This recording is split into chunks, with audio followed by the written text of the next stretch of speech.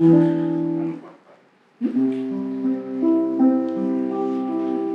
que passin milers d'anys, però algú descobrirà la cova i un nou tipus d'artròpode, endèmic d'aquell espai apocalíptic. És sec i respira per la pell. Potser per això mai em deixes abraçar-te. Em demanes si sé que els cargols roseguen ossos o que no puc controlar com rebrosten les paraules en la ment dels altres. Feia dies que no et sentia la veu, però avui no deixes de parlar d'aquesta cova.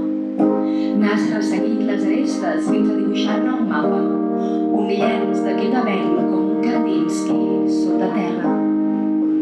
Has après estimant aquest espai de 3x4 i confons la llum amb un reflex de PVC.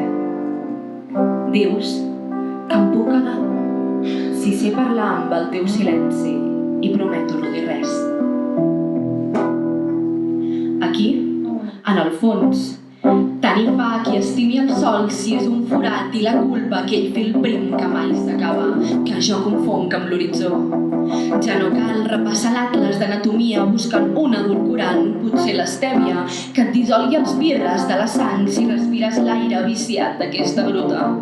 Tant hi fa tot això si Déu s'ha jupit i a l'úter hi tens un cau de ser on abans hi havia animals vius.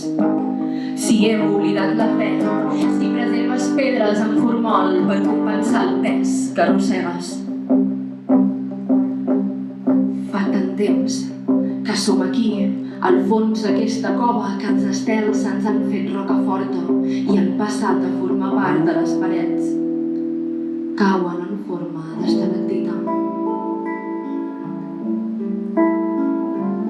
No recordo el cel, però veig el dol plegar-se sobre aquesta absència i ofego aquest desig meu nòmada. No parlo del nocturn del Brooklyn Bridge. No dic que el meu cor sap córrer